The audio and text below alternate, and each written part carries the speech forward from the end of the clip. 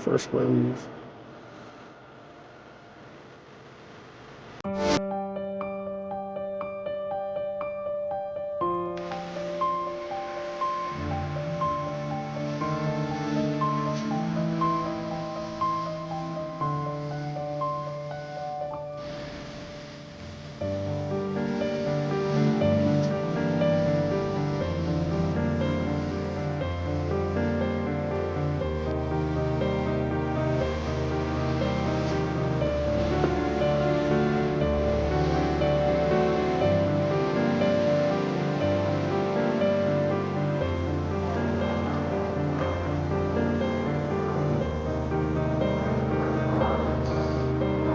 Right here with the cover from Arizona.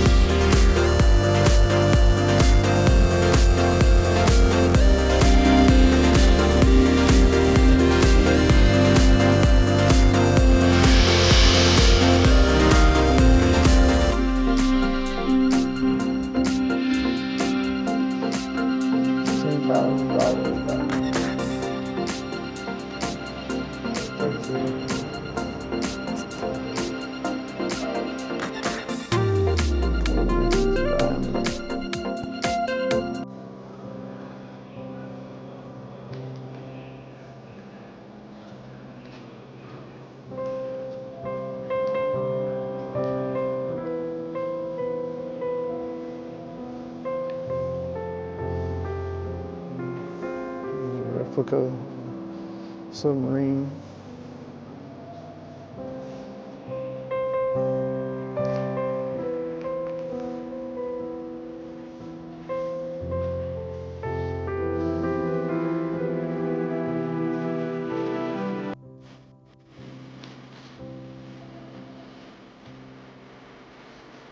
Top time. Watch to tell the time. Subjective and amazement as we wonder where time has went. What we do today will determine what kind of legacy we'll leave behind for those who wish to follow. I want us to envision the events that have floated back 83 years ago, 20 days after the Bill of Rights speech, the tragic day of December 7, 1941. On that peaceful Sunday morning, the Hawaiian island of Oahu looked incredibly serene. The United States Pacific Fleet had recently arrived at Pearl Harbor from San Diego, adding to the island's sense of tranquility.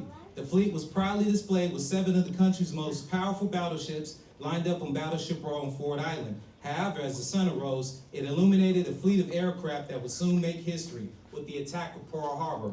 At 8 a.m., a 16-inch Navy shell reconfigured bomb shattered the deck, setting off an explosion in the front magazine of the ship, detonated hundreds of thousands of pounds of ammo. Within a blink of an eye, 85% of the crew were annihilated. The punch from the explosion caused a 10-foot tidal wave to slam into Ford Island. The punch from that blast blew the Arizona 30 feet in the air, causing it to sink in 8 minutes. As one of the 19-ton anchors that's displayed behind the info desk here at the park was found 200 feet away from the Arizona. The rest of the survivors were towards the back of the ship where you would see the remains of the ship today, reaching the same temperature as the surface of the sun, 8,000 degrees, give or take, as the Arizona burns out of control for 2 days. One of the survivors, Seaman First Class Donald G. Stratton of the USS Arizona, said, "We were just burning alive." The president's speech on December 7, 1941 was a turning point in history that echoed through the generations of people. Even right now as I speak, this is a day of infamy. This stark image can show how the sensitive brush of empathy can sober us to the narrow divide between life and death. The moment we ignore our past and those around us, we'll lose the chance to make a positive impact for inspiration, as our actions speak louder than words. Time heals all, and now we see clear, calm blue waters that take time to reflect. Guiding through the unknown is our moral compass. Through past experience and lessons learned, to be able to make a more positive decision as we confront our fears, the challenges of today and tomorrow. By studying history and learning from our heroes, we have the ability to stand on the shoulders of giants, once quoted by Isaac Newton. In other words, discovering the truth by studying history and building on it. As oil still seeps out the Arizona from a hatchet about 10 feet away from both open vents that's facing a rusted huge gun turret, the wrecked parts of the ship covered in aquatic growth jolts from the water where you'll visit after 83 years at a rate of 13.5 quarts of oil a day from the 500,000 gallons that's still trapped in the bottom of the Arizona towards the back of the ship.